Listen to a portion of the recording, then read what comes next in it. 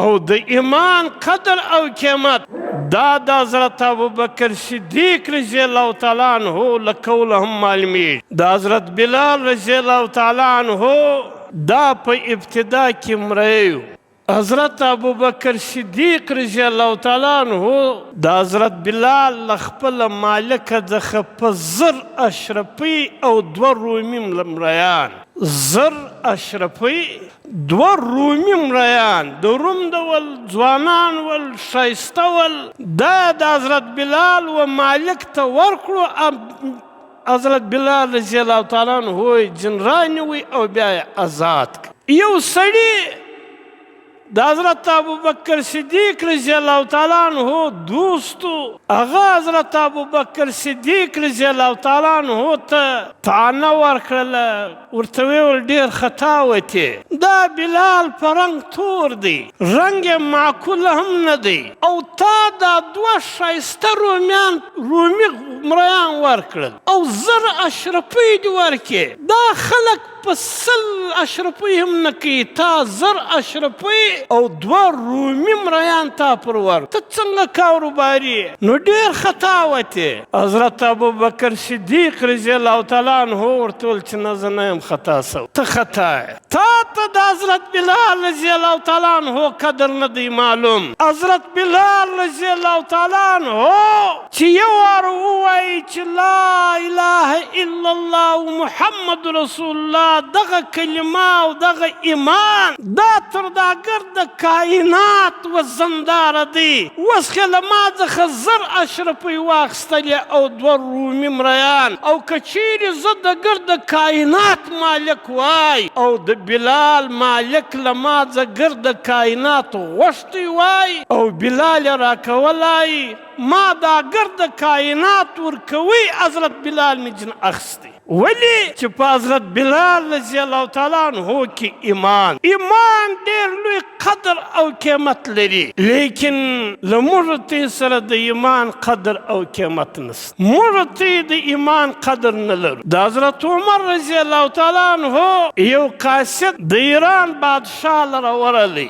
د ایران بادشاه ته چې د ده زړو کالوی ته وکتل، د دې قاصد د حضرت عمر د قاصد و کپړو ته وکتل چې زړې کپړې ولې، مسافر و، پراګنده سرې و. ده چې د حضرت عمر رضی الله تعالی عنہ پیغام ورته بیان کړي، د ایرانی بادشاه ورته ویل ته د حضرت عمر خبره پرېږده، ته څه شی غواړې، ته څه شی غواړې، ته ستا مطالبه ماته پیش کړه. زه د ایران بادشاه یم، د ایران خزانو مالک یم، د ایران د سرو د سپینو مالک یم، ته له ما څخه شی وغواړه چې زه یې درکم. هغه قاصد په زړو کپړو کې د ایران و بادشاه ته چې کوم جواب ورکوي، هغه ورته ویل چې بادشاه صاحب ته ډېر خطا وتلی زما پر زړو کپړو باندې، چې دا ستا ګرد خزانه ماته راکوې، د ګرد ایران مال او دولت او سونا او چاندي ماته راکوې. زه دا زما زړې کپړې چې د ایمان سره یې، زه دا ستا پر ګرد خزانه او پر ګرد ایران نور. نو ایمان اصل قوت او طاقت او قدر قیمت دی، او دا اوس نه معلومي. زموږ سره د هر شي قدر سته، لیکن زموږ په معاشره کې تر ټولو سسته هغه ایمان. ځکه زموږ په عدالتو کې ججان خپل ایمان خرڅوي، وکیلان خپل ایمانونه خرڅوي، افسران په سرکاري دفترو کې د معمولي پیسو په لالچ باندې خپل ایمانونه خرڅوي. د ایمان قدر او قیمت دا به د مرګ بعد معلوم شي. په یو حدیث شریف کې راځي، نبی علیه الصلاة والسلام فرمایي چې د قیامت په ورځ به د یو سړي ګناوي پر نیکو اعمالو باندې به غالب شي. زموږ ګناوي به زموږ پر منځو باندې غالب شي، زموږ ګناوي به زموږ پر روزو باندې غالب شي، زموږ ګناوي به پر حج او پر عمرو باندې غالب شي، زموږ ګناوي به زموږ پر نیکو اعمالو باندې به غالب شي. موږ به قانوني مجرمان او جهنمیان وګرځېږو، ولې خو ګناه زیاتې شوې پر نیکو اعمالو باندې. نبی علیه الصلاة والسلام فرمایي چې موږ کله قانوني مجرمان وګرځېږو، الله پاک به وفرمایي چې د ده یوه نیکي سته هغه راوړي، او هغه یوه نیکي د لا اله الا الله دا چې د ترازو په دا د نیکو اعمالو په پله کې واچي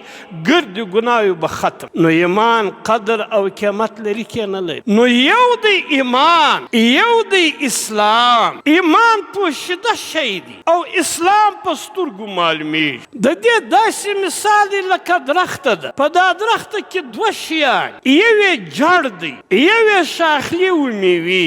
جړ یې په سترګو نه معلومیږي، شاخلې میوې پاڼې دا یې په سترګو معلومیږي چې څومره د یو درخت جړ مضبوط وي، زرغون وي، شین وي، عمده وي. دغونه د دغه درخت هغه زرغونوالی، میوه، پاڼې، شاخلې هره بره او تر و تازه وي چې څومره زموږ په زړو کې ایمان مضبوط وي، دغونه به زموږ پر اعضاو باندې نیک اعمال دا به بیا تر او تازه وي. د دې سړي به لمونځ وي، روزه به وي، زکات به وي، صدقې به وي، پاکیزه اخلاق به وي. او دا کله چې د انسان د زړه کې د ایمان جړ مضبوط، او چې کله د انسان په زړه کې د ایمان جړ کمزوری سي، ایمان یې وچ سي، بیا به دین خرڅوي، بیا به اسلام خرڅوي، بیا به د معمولي پیسو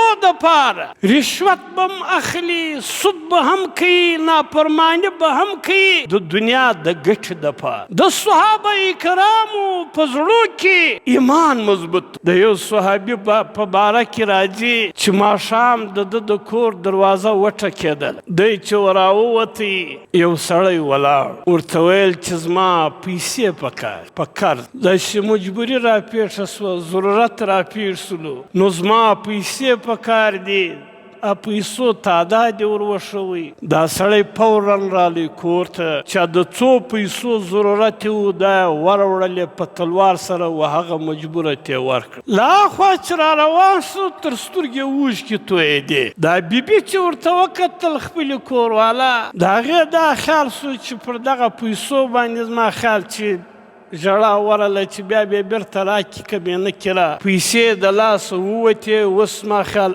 ارمان پسې کوي، نو ځکه یې تر سترګو اوښکې تویېږي. نو کوروالا ورته ویل چې بیا به دې نه ورکولې، نو چې دونه زور تا ته غواړي، ستا تر سترګو اوښکې تویېږي، پیسې دې له لاسه ووتې او اوس پر ژاړې، نو نه به دې ورکولی، اول به دې پام کړه. دې صحابي ورته وویل چې پر دې نه ژاړم چې پیسې مې د لاسه وو، پر دې باندې ژاړم چې ما دا امسایه ته دا موقع ولې ورکړه چې دی نن رالی زما دروازه یې راوټکوله او له ما څخه یې مطالبه د پیسو وکړه، ما دا موقع و ده ته ولې ورکړه؟ دا خو زما امسایه و، دا مجبوري پر ده راغلې وه، د ده تر غوښتلو مخکې ما د ده دغه ضرورت ولې ځان ته نه و معلوم کړی. زه خو واکداره یم، د مال او د پیسو مالک یم. که په ورځ د آخرت الله پاک پوښتنه راځه وکړه چې ستا په پړوس کې ستا امسایه مجبوره وو، تا د ده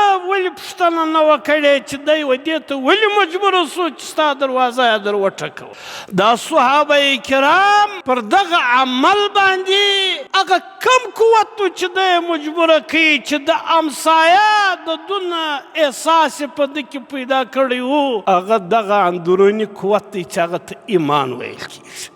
چې په انسان کې ایمان یې، هغه به بیا د همسایه حق خیال ساتي که بیا نه ساتي، هغه به د مور د پلار د حقوق خیال ساتي که بیا نه ساتي.